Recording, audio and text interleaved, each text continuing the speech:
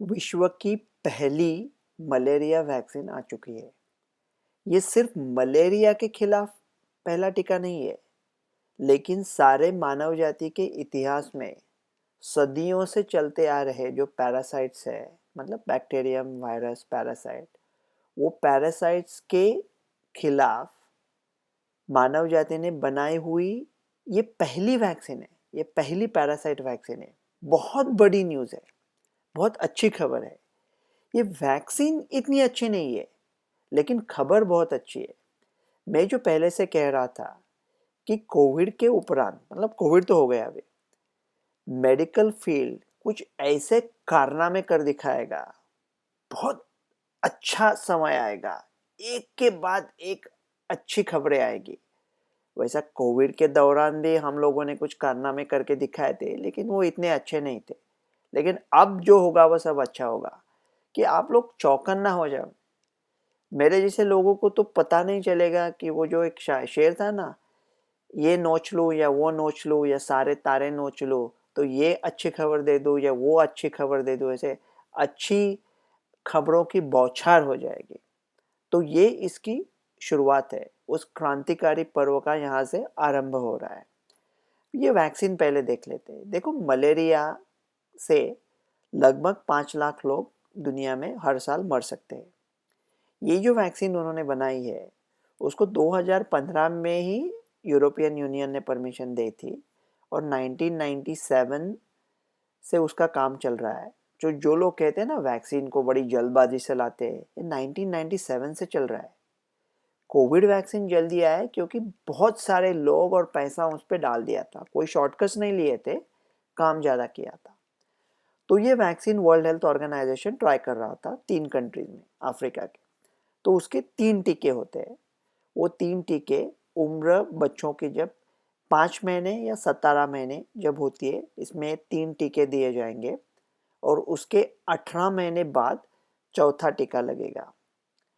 इस टीका लेने से सीरियस डिसीज के अगेंस्ट पहले साल 50% प्रोटेक्शन मिलेगा, दूसरे साल थोड़ा कम होगा, तीसरे साल और थोड़ा कम होगा, और चौथे साल तक वो 0 तक जा पहुंचेगा, मतलब प्रोटेक्शन एकदम कम हो जाएगा।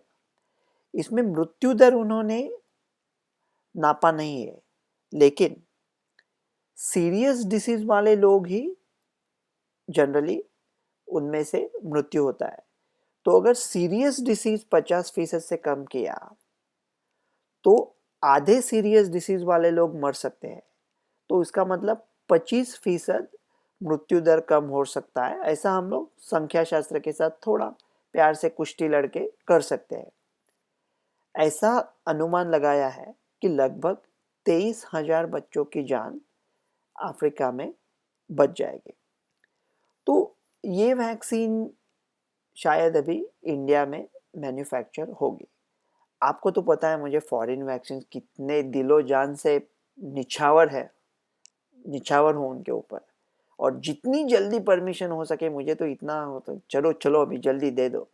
लेकिन यहाँ पे मैं अपने बाबू लोगों के साथ बड़ा संतुष्ट रहूँगा, क्योंकि वो तो उसको जल्दी परमिशन नहीं देंगे, और वो अच्छा है। भारत का भी मलेरिया का केसेस है काफ़ी। ये फाल्सिपेरम के अगेंस्ट चलता है। मलेरिया के भी काफ़ी टाइप्स होते हैं, लेकिन भारत का लोड इतना बड़ा नहीं है। तो अभी थोड़ा सोच सकते हैं, ये ऐसा सेटल नहीं करेंगे, इससे भी और अच्छा आ सकता है। तो लेकिन मैन्युफैक्चरिंग इंडिया में कर सकते हैं इसका। अगर भारत बायोटेक ने किया तो कोवैक्सीन का जितना खर्चा हुआ उतना निकाल सकते हैं। देखो, जब अफ्रीका के छोटे बच्चे मर रहे हैं, तो किसी को मुनाफा कमाने में कोई दिलचस्पी नहीं है। लेकिन अगर मुनाफा हो तो ही फार्मास्यूटिकल कंपनी उसमें आती है ना। ये तो मतलब विश्व का न्याय है। आ, देखो, ये कोई बड़े लोग इसमें आने की संभावना कम है, क्योंकि वो अमेरिका में बेच नहीं सकते ना यूरोप में बेच सकते हैं, मतलब फ्रांस जर्मनी में, ना स्कैंडिनेविया में बेच सकते हैं, ना ऑस्ट्रेलिया न्यूजीलैंड में बेच सकते हैं। वहाँ ज़्यादा मलेरिया है ही नहीं, तो ज़्यादा मुनाफा नहीं होने वाला है इसमें। इसलिए ज़्यादा लोगों को दिलचस्पी नहीं है। ग्लास्कोस्मिथक्लाइन बिचम इसने बनाया, वो कह रहे हैं हमको सिर्फ 5% मुनाफा है तो ठीक है, वो शायद मैन्युफैक्चरिंग इंडिया, और उसमें कोई हर्ज नहीं है। ये वैसे ये तो विश्व का न्याय है। देखो, अगर आप धन्नों से कहोगे कि बसंती की इज्जत का सवाल है तो धन्नों क्यों भागेगी? अगर धन्नों की इज्जत का सवाल है तो धन्नों भागेगी, दिलो जान से भागेगी। वैसे ही जब खुद पर आती है तब ये अफ्रीका और एशिया में इसका काम ज़्यादा होगा। लेकिन ये जो वैक्सीन आई है, और मैं कह रहा हूँ इतनी अच्छी नहीं है, उसका हमें एक दूसरा बहुत फ़ायदा हो सकता है।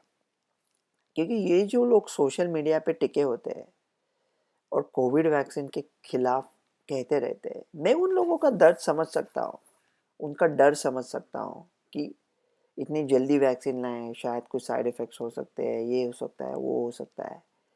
लेकिन और लोग उनको कहते हैं कि क्या इडियट्स, क्या बकते रहते हैं, लेकिन सब मैं उनका समझ सकता हूँ। लेकिन अभी प्रॉब्लम ऐसा है कि डेटा एकदम सुस्पष्ट है। अमेरिका में पिछले 3 महीने में 1 लाख लोगों की मृत्यु हो गई कोविड की वजह से, और उनमें से 97,000 से भी ज़्यादा लोगों ने टीका नहीं लिया था। उसके ऊपर आई rest my case my Lord, इसके आगे कुछ बात करनी नहीं है।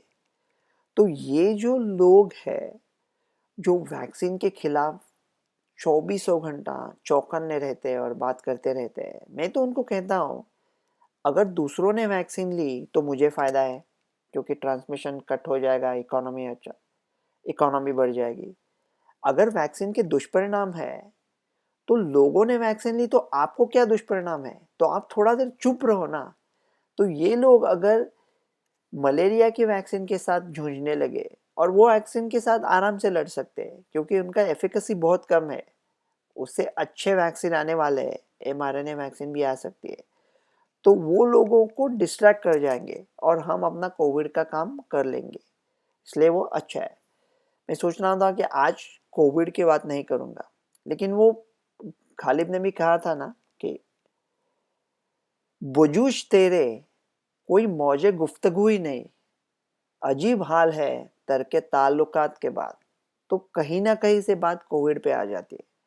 लेकिन ये बड़ी अच्छी न्यूज़ है, मलेरिया का पहला टीका आ चुका है, एफिकेसी कम है लेकिन ठीक है, जाने बचा सकता है। इंडिया में मैन्युफैक्चरिंग और थोड़ा पैसा आएगा, चाइना से निकल के जो सारा मैन्युफैक्चरिंग इंडिया में आने वाला है उसकी यहाँ से शुरुआत होगी।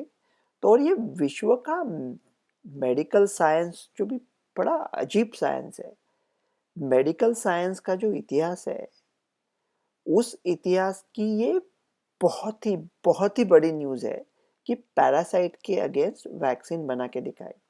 पैरासाइट के अगेंस्ट वैक्सीन बनाना बहुत मुश्किल होता है क्योंकि वो पैरासाइट का ह्यूमन बॉडी में भी साइकिल होता है, वो मच्छरों में भी साइकिल होता है, तो कहाँ पे उसको अटैक करे ये समझना थोड़ा मुश्किल हो जाता है। इसलिए 15-20 साल से काम चल रहा है। और हम लोग जो कहते हैं कि जैसे कोविड की नैसर्गिक प्रतिकार शक्ति होती है, अगर आपको डिसीज़ हुआ तो आपको जो प्रतिकार शक्ति मिलती है वो बहुत अच्छी होती है, वैक्सीन से भी अच्छी होती है।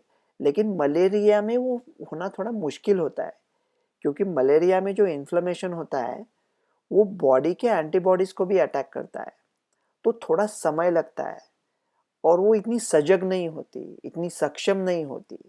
इसलिए मलेरिया पे वैक्सीन आना बहुत बड़ी न्यूज़ है। इंडिया में तीसरी लहर नहीं आ रही है, महामारी ख़त्म हो चुकी है, सब अच्छा चल रहा है। और डॉक्टर रवि गोडसे। नमस्कार, मैं हूं मानक गुप्ता।